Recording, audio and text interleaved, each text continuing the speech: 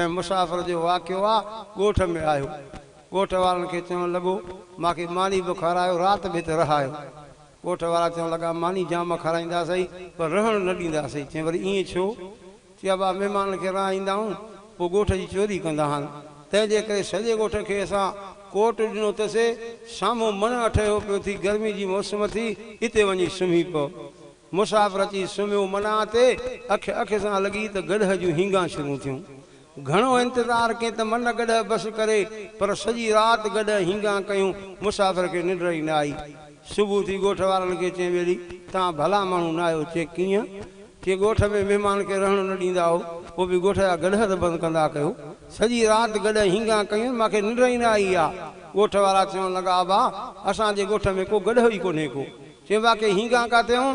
चई साम्हूं कब्रिस्तान थी, परे पासे झूपड़ी थी, उते हिकिड़ी पोड़ी वेठी थी, उन खां वञी पुछा कर। हाणे मुसाफ़िर न पोड़ी वटि आयो। मां पोड़ी राति मां साम्हूं मना ते सुम्हियो पियो हुउमि। सॼी राति गॾह जूं हींगाऊं ॻोठ वारनि वरी मूं तोॾे मोकिलियो अथऊं, ॿुधा त इहे हींगा छा जूं हूं। अम्मा पोड़ी अखियुनि खां पाणी हारे लुड़क जारी करे इशारो करे चवे थी हीअ क़बर ॾिसे थो मुंहिंजे पुट जी आहे। ज़ाल जे चवण जे करे मां अम्मा खे चवंदो त हींगे छाजे कां थी।